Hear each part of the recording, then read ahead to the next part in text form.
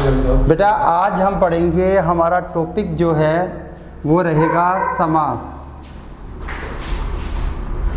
जो आपके 10th board class के एग्ज़ाम में 2 मार्क्स का है। समास शब्द का शाब्दिक जो अर्थ है वो है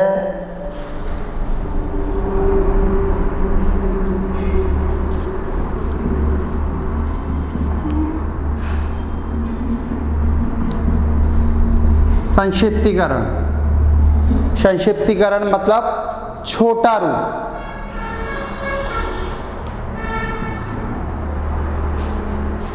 समास 2 या 2 से अधिक शब्दों का एक समग्र रूप होता है, एक छोटा रूप होता है, जिसमें उनका अधिक से अधिक वृहत अर्थ सम्मिलित किया जाता है।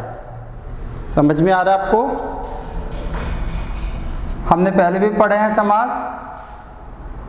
बेटा समझ में आ रहा है आपको? हेलो, हाँ बेटा।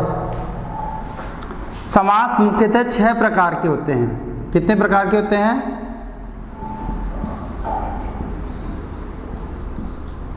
समास 6 प्रकार के होते हैं। बेटा आवाज़ नहीं आ रही आप लोगों की? हाँ, समास 6 प्रकार के होते हैं, जिनमें अगर हम देखें तो पहला है अव्ययी भाव समास,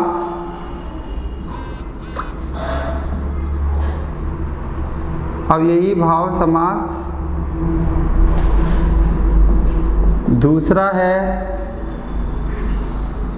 तत्पुरुष समास। तीसरा है कर्मधारय समास।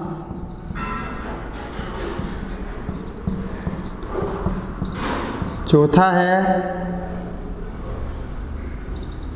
द्विगु समास। फिर है द्वंद्व समास और आखिर में है बहुव्रीहि समास।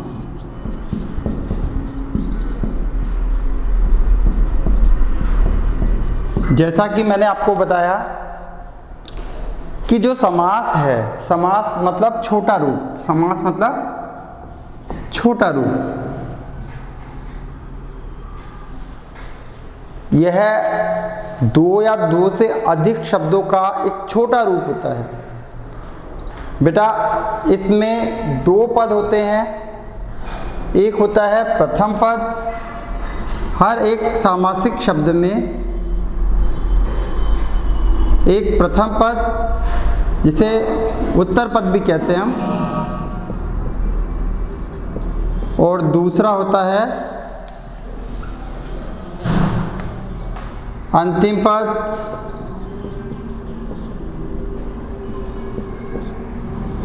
जिसे हम, आवाज़ आ रही है बेटा मेरी?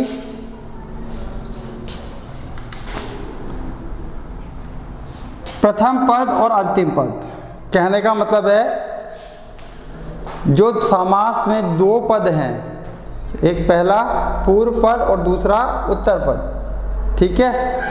तो जो प्रथम पद जो होता है वो और दूसरा पद, दोनों पदों को मिलकर एक सामासिक शब्द तैयार किया जाता है, और अगर इनका खंडन किया जाए तो उसे कहते हैं समास विग्रह। क्या कहते हैं? समास विग्रह। विग्रह का मतलब होता है अलग अलग करना। विग्रह का मतलब क्या होता है? अलग अलग करना। बिल्कुल।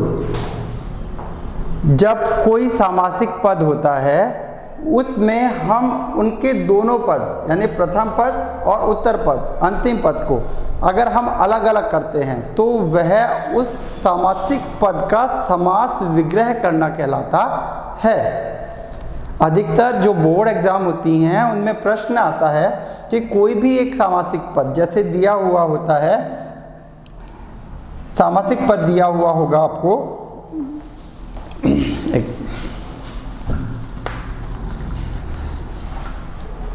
जैसे सामासिक पद दिया हुआ है आपको कि त्रिनेत्र, त्रिनेत्र, तो अब इस सामासिक पद का, ये एक सामासिक पद है और इस सामासिक पद का हमें विग्रह करना है। प्रश्न आएगा कि ये कौन सा समास है और इसका समास विग्रह कीजिए, या फिर जो समास के प्रकार हैं, समास के जो प्रकार हैं उन समास के प्रकारों की डिफाइन पूछ सकता है। अधिकतर 2 नंबर का यही प्रश्न होता है, 2 नंबर का प्रश्न यही बनाते हैं कि किसी एक समास की परिभाषा, समास के प्रकारों का विग्रह और कौन सा समास उस प्रकार में विद्यमान है, ये आपसे पूछा जाता है। जैसे त्रिनेत्र यानी 3 नेत्र हैं जिसके, 3 नेत्र हैं जिसके, वो हो गए शिव। अब इसमें समास कौन सा है ये बताना होगा आपको, तो इसमें समास होगा बहुब्रीहि।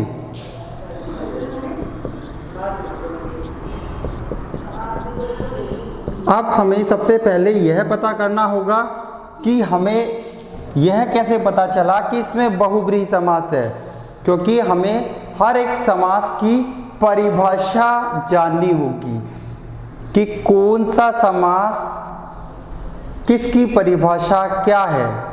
तो सबसे पहले मैं शुरू कर रहा हूँ। पहला समास जो है अव्ययी भाव समास, सबसे पहला समास है अव्ययी भाव समास। बेटा अव्ययी भाव समास जो है,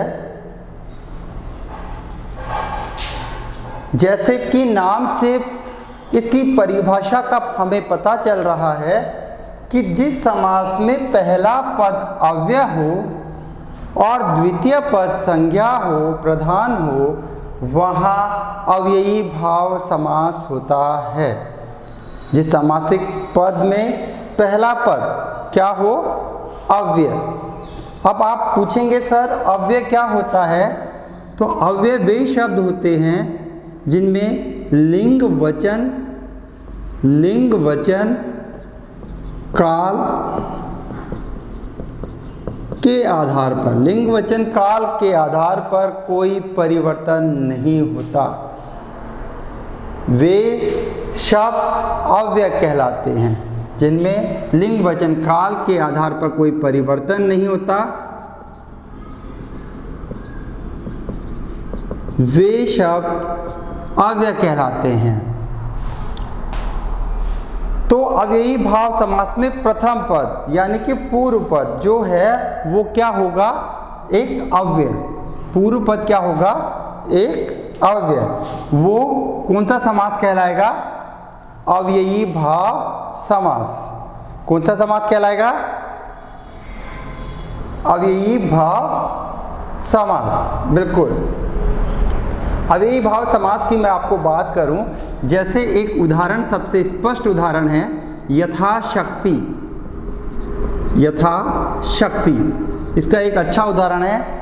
यथाशक्ति, यथा एक अव्यय है जिसमें लिंग वचन और काल के आधार पर कोई परिवर्तन नहीं हो रहा। इट मीन्स इसका प्रथम पद क्या है, एक अव्यय। और शक्ति, शक्ति मतलब एक संज्ञा शब्द। तो इसका अगर समास विग्रह करेंगे तो यहाँ होगा शक्ति के अनुसार, शक्ति के अनुसार। ये इसका समास विग्रह है और इसमें समास कौन सा है, अव्ययी भाव समास। ऐसे ही बहुत सारे उदाहरण हैं। यथाशक्ति, यथाशक्ति के बाद में आता है प्रतिदिन। प्रतिदिन, देखिए प्रति भी एक ऐसा शब्द है जो कि एक अव्यय है, और जब प्रथम पद एक अव्यय हो और द्वितीय पद प्रधान और संज्ञा हो तो वहाँ अव्ययी भाव समास होता है। बेटा इनकी डिफाइन अच्छे से सोच लेना। जहाँ प्रथम पद अव्यय हो, दूसरा पद संज्ञा और प्रधान हो, तो वहाँ अव्ययी भाव समास होगा। प्रतिदिन, प्रत्येक दिन समास विग्रह है इसका, प्रत्येक दिन। इसके बाद में जैसे भरपेट, पेट भरकर, भरपेट मतलब पेट भरकर, समास विग्रह इसका पेट भरकर। भरपेट शब्द जो है उसमें भर जो कि प्रथम पद है, प्रथम पद या पूर्व पद, और पेट अंतिम पद, द्वितीय पद। जब दो या दो से अधिक पदों का मेल होकर संक्षिप्तीकरण उनका जब होता है, उनका जब छोटा रूप होता है तो वहाँ समास होता है। देखिए, पेट भरकर दो से अधिक शब्द हैं और उनका एक संक्षिप्तीकरण हुआ भरपेट, तो ये हमने समास किया है। अगर इसका विग्रह करेंगे तो होगा पेट भरकर। तो अव्ययी भाव समास की परिभाषा है जहां प्रथम पद अव्यय हो, दूसरा पद प्रधान हो, वहां अव्ययी भाव समास होता है। समझ में आया आपको अव्ययी भाव समास? यस। अभी मैं आता हूं दूसरे समास पर जिसका नाम है तत्पुरुष समास। बेटा, तत्पुरुष समास में प्रथम पद और द्वितीय पद के मध्य कारक के विभक्ति चिन्हों का लोप होता है। प्रथम पद और द्वितीय पद, कहने का मतलब पूर्व पद और उत्तर पद दोनों के मध्य में जो कारक हैं उसके विभक्ति चिन्हों का लोप, विभक्ति चिन्हों का लोप।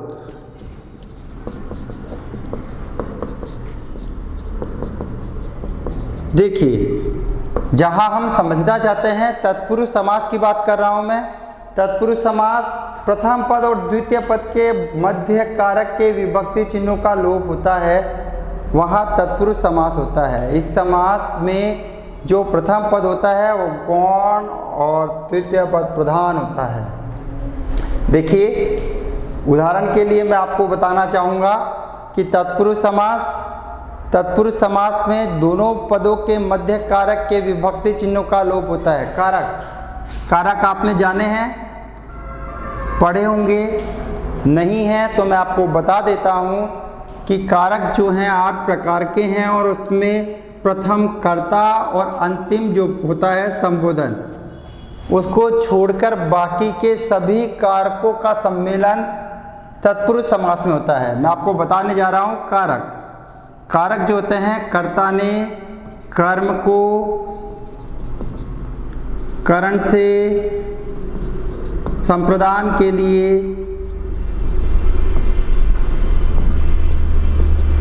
अपादान से अलग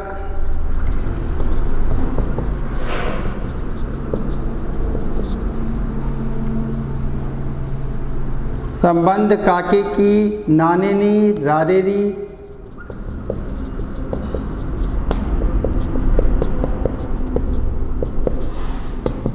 मामे में अधिकरण में पेपर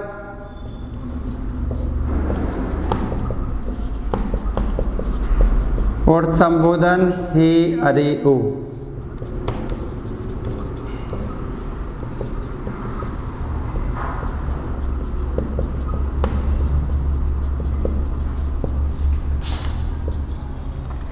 देखिए बेटा, मैंने आपको जैसे बताया कि कर्ता कारक और संबोधन कारक, इन दोनों कारकों को छोड़ दिया जाता है। इट मीन्स जो तत्पुरुष समास है उनमें बाकी के बचे जो 6 कारक हैं, अर्थात कर्म, करण, संप्रदान, अपादान, संबंध और अधिकरण कारक, इन कारकों के विभक्ति चिन्हों का लोप होता है।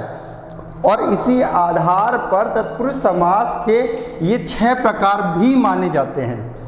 पहला कर्म तत्पुरुष समास, दूसरा करण तत्पुरुष समास, तीसरा संप्रदान तत्पुरुष समास, चौथा अपादान तत्पुरुष समास, पांचवा संबंध तत्पुरुष समास, छठा अधिकरण तत्पुरुष समास। जैसे कि मैं आपको बता दूं, इसके उदाहरण जब आपको समझ में आएंगे देखिए तत्पुरुष समास की बात करता हूं मैं। तत्पुरुष समास का प्रथम उदाहरण जैसे राजपुत्र,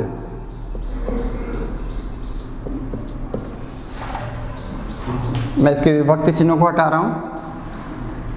अभी आपको पता लगेगा कि जैसे एक सामासिक शब्द है राजपुत्र, सामासिक शब्द है राजपुत्र, और राजपुत्र का अगर समास विग्रह हम करते हैं तो वो होता है राजा का पुत्र। ये इसका समास विग्रह है।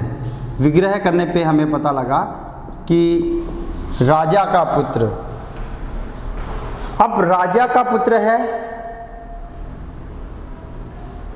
राजा का पुत्र के साथ संबंध हो रहा है, तो संबंध तत्पुरुष समास यहां पे होगा। समझ में आ रही है बात? संबंध काके की नानेनी रारेरी, संबंध का चिन्ह था, का जो है वो संबंध से जुड़ा हुआ है, तो यहाँ संबंध तत्पुरुष समास होगा। आपने पहले भी समास पढ़ रखे हैं। ऐसे ही बहुत सारे उदाहरण हैं, जैसे दिशाहीन, दिशाहीन, दिशाहीन, दिशाहीन मतलब दिशा से हीन या दिशा से विमुक्त, अलग। विमुक्त का मतलब होता है अलग। जो दिशा जानी है उस दिशा में नहीं जाना, वो होता है दिशाहीन। समझ में आया? अब दिशा से अलग ये है, इट मीन्स दिशा से अलग हो रहा है, तो कर्ता ने कर्म को करण से के द्वारा होता है, लेकिन अपादान से अलग हो रहा है, दिशा से विहीन हो रहा है, तो यहाँ अपादान तत्पुरुष समास होगा। ऐसे ही बहुत सारे उदाहरण होंगे जिसमें हमें पता लगेगा कि कौन सा समास क्या है। जैसे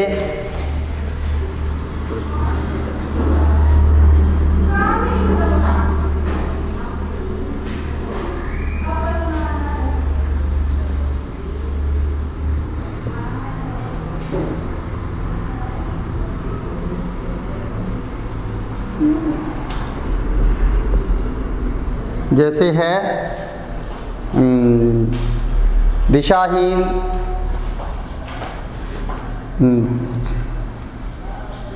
और बहुत सारे उदाहरण है बेटा। जैसे संप्रदान के लिए मैं देखता हूँ, कर्ता ने कर्म को करण से, संप्रदान के लिए, जैसे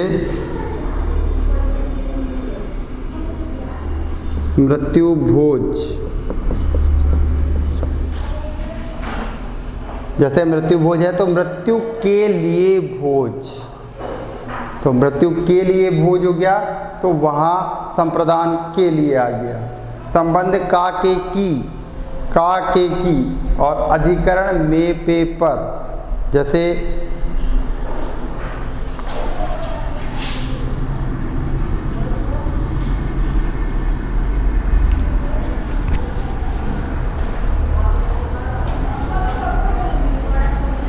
अगर समास की बात करते हैं तो इसके बाद में आता है कर्मधारय समास।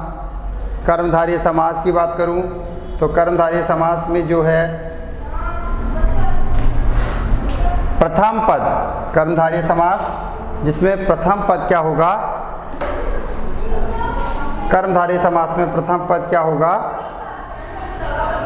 कर्मधारय समास प्रथम पद होगा जिसमें प्रथम पद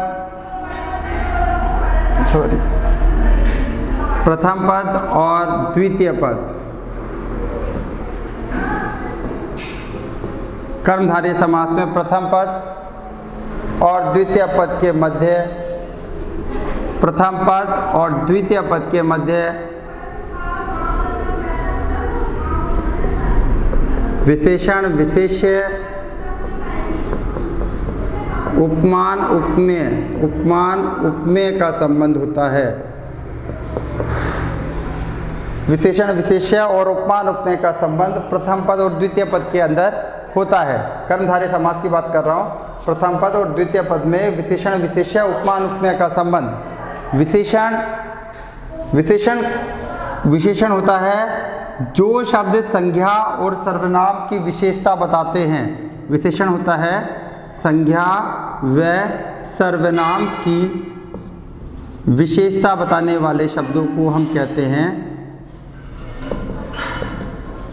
बताने वाले शब्दों को विशेषण कहते हैं।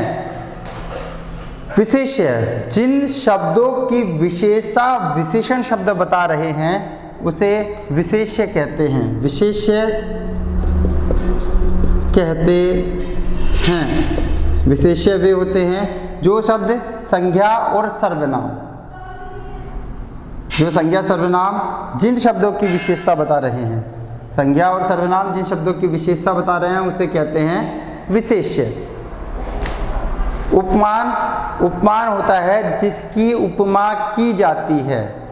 उपमान होता है, मैं आपको फिर से बता रहा हूँ, उपमान होता है जिसकी उपमा, जिसकी उपमा की जाती है, जिसकी उपमा की जाती है। और उपमेय होता है जिससे उपमा की जाती है, जिससे उपमा की जाती है। देखिए समास की बात आती है। समास दो या दो से अधिक शब्दों का संक्षिप्तीकरण होता है, छोटा रूप होता है।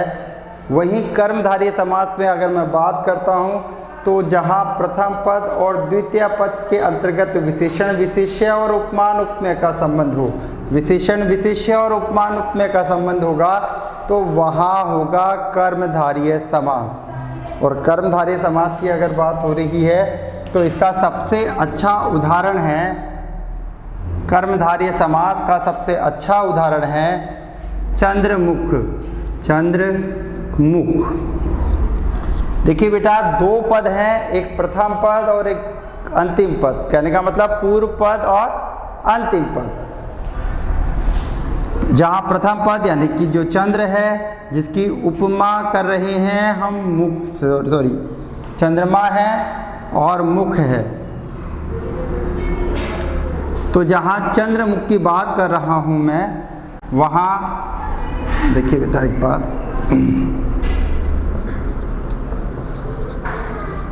समास विग्रह क्या करते हैं तो चंद्रमा के समान है जो मुख, चंद्रमा के समान है जो मुख, ये इसका समास विग्रह हुआ। चंद्रमा के समान है जो मुख। कर्मधारय समास जहाँ प्रथम पद और द्वितीय पद में विशेषण विशेष्य, विशेषण जिसकी विशेषता बताई जाती है, यहाँ पे विशेषण है मुख और जिस शब्द से विशेषताएं बताई जा रही है, समझ में आया, वो होता है विशेष्य। समझ में आया। तो यहाँ पे एक विशेषण है और दूसरा विशेष्य। एक उपमान है, एक है उपमेय।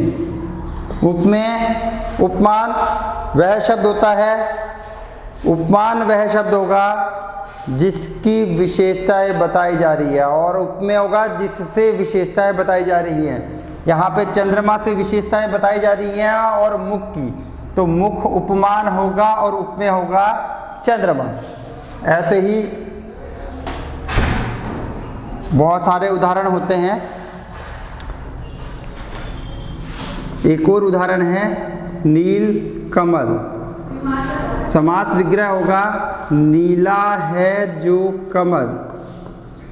बेटा एक और ध्यान देने की बात है कि कर्मधारय समास में जब भी हम इस समासिक शब्द का समास विग्रह करते हैं तो समास विग्रह में है जो शब्द की प्रधानता होती है।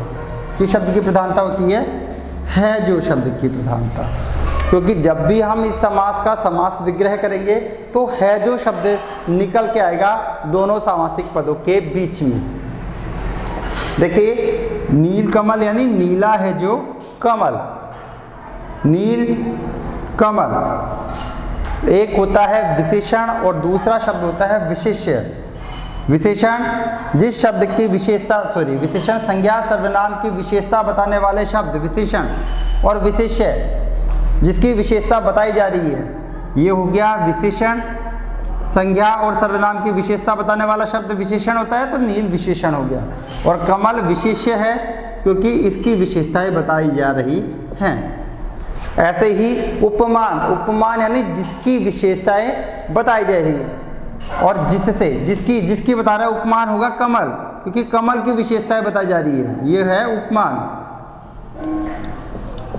और जिससे विशेषताएं बताई जा रही हैं ये हो गया उपमेय, क्योंकि नील से यानी नीले रंग से कमल की विशेषताएं बताई जा रही हैं, और इसका समास विग्रह हुआ नीला है जो कमल। समझ में आ रहा है बेटा?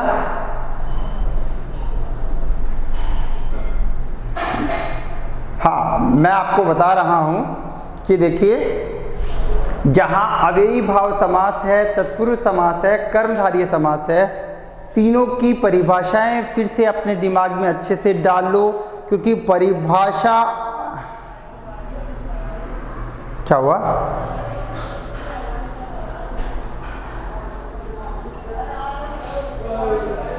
हाँ,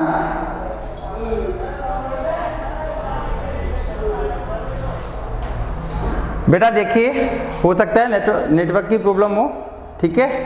हम फिर से आ रहे हैं। अव्ययी भाव समास, तत्पुरुष, कर्मधारय, इसके बाद में हम आते हैं द्विगु समास पे। द्विगु समास, द्विगु पहला पद, प्रथम पद जो होता है, प्रथम पद होगा संख्यावाची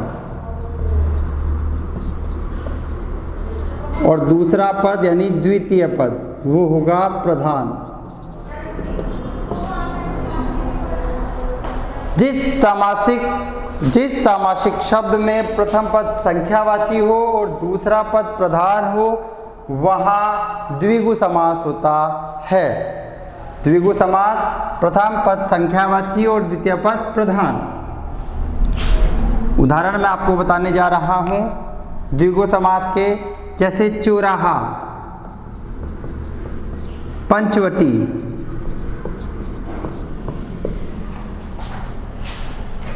चौराहा और पंचवटी दो एक ऐसे शब्द हैं जिनका प्रथम पद, ऐसे बहुत सारे शब्द होते हैं लेकिन ब्लैक बोर्ड पे मैंने आपको दो लिखे हैं कि चौराहा और पंचवटी जो है वो दो शब्द ऐसे हैं जिनमें प्रथम पद होता है संख्यावाची।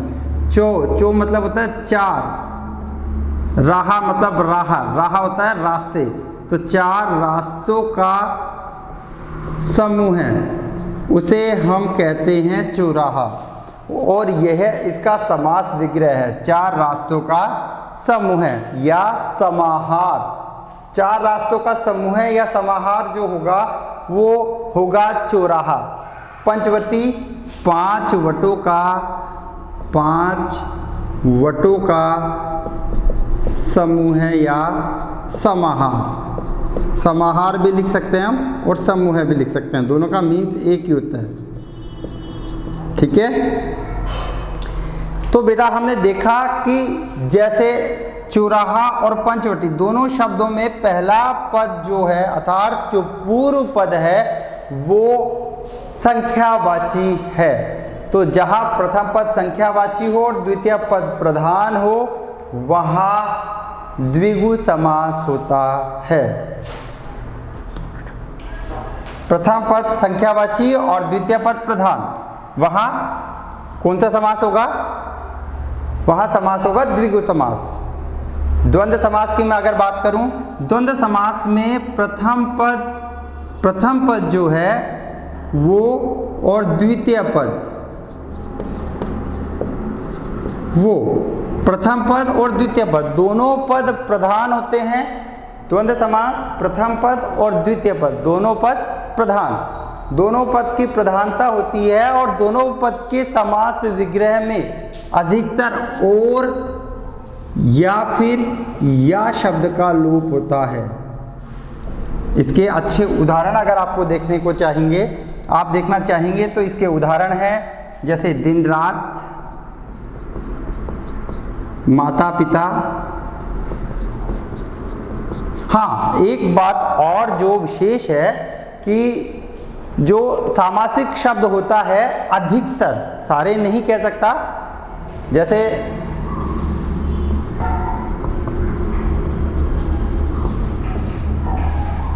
दिनों दिन है, ये इसमें अपवाद है, ठीक है। ऐसे बहुत से शब्द मिल जाएंगे, लेकिन अधिकतर शब्द योजक चिन्ह डैश जिसे बोलते हैं हम, इसे बोलते हैं योजक चिन्ह, योजक चिन्ह इसके द्वारा जुड़े होते हैं। दिन और रात, माता और पिता, अगर हम समास विग्रह करें तो दिन और रात, या फिर दिन या फिर रात, माता और पिता। जैसे पाप पुण्य, एक और उदाहरण मिल गया, पाप पुण्य, पाप या पुण्य।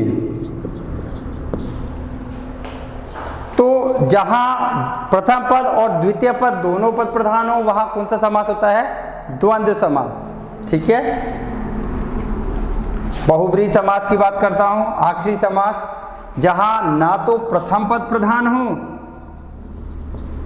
ना द्वितीय पद प्रधान हो, अपितु तीसरा पद प्रधान होता है, तीसरा पद प्रधान होता है, वहां होता है बहुब्रीहि समास। दोनों पद प्रधान नहीं होते, तीसरा पद प्रधान होता है। और ये बात समझ में, वहां होगा बहुब्रीहि समास। और इसके जो तीसरे पद को है जब समास विग्रह करते हैं तो उसे अलग से लिखा जाता है। जैसे मैं आपको लिखकर बता रहा हूँ, उदाहरण दे रहा हूँ इसी समास का, बहुब्रीहि समास का, नीलकंठ, नीला है जिसका कंठ, और किसका कंठ नीला होता है? भगवान शिव का कंठ नीला होता है।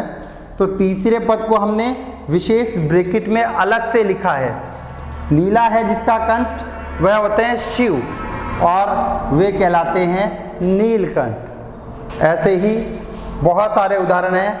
मैं आपको, जैसे दशानन, दशानन 10 हैं जिसके आनन, आनन मतलब होता है मस्तक, सिर, और वो है रावण। कौन है वो जिसके 10 सिर हैं? रावण। तो यहाँ दशानन में भी बहुब्रीहि समास होगा। तो बेटा मैं आपको एक बार फिर से रिवाइज करवा रहा हूँ समास के प्रत्येक परिवार की परिभाषा। प्रकार पहला जो है अव्ययी भाव समास। अव्ययी भाव समास में प्रथम पद अव्यय, द्वितीय पद संज्ञा और प्रधान। तत्पुरुष समास दोनों पदों के मध्य, प्रथम पद और द्वितीय पद दोनों पदों के मध्य कारक के विभक्ति चिन्हों का लोप।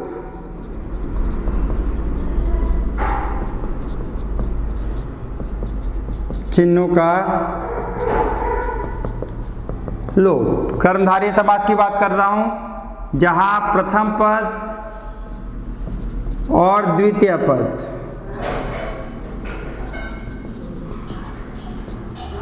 जहां प्रथम पद और द्वितीय पद के मध्य विशेषण विशेष्य उपमान उपमेय का संबंध होता है, उपमान उपमेय का संबंध होता है, वहां होता है कर्मधारय समास। द्विगु समास, प्रथम पद संख्यावाची और प्रधान।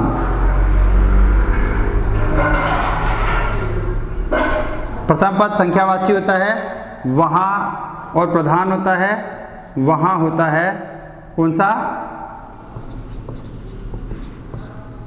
द्विगु समास। द्वंद्व समास की बात करूं, प्रथम पद और द्वितीय पद,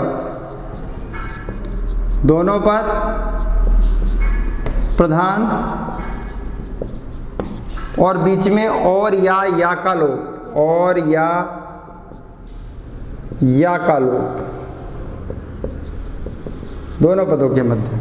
बहुब्रीहि समास ना प्रथम पद प्रधान होता है, ना उत्तर पद, यानी कि उत्तर पद या द्वितीय पद जिसे कहते हैं हम, वो प्रधान होता है। दोनों पद प्रधान ना होकर तीसरा पद प्रधान, दोनों पद प्रधान नहीं होते, तीसरा पद प्रधान, वहाँ होता है बहुब्रीहि समास। समझ में आया बेटा आपको समास? आज के लिए इतना ही है, नेक्स्ट टॉपिक हम कल पढ़ेंगे, ठीक है? ओके जी बेटा।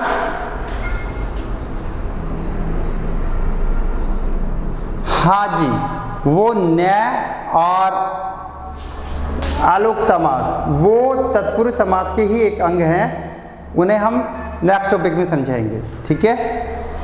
क्योंकि बेटा वो इतने विशेष नहीं है।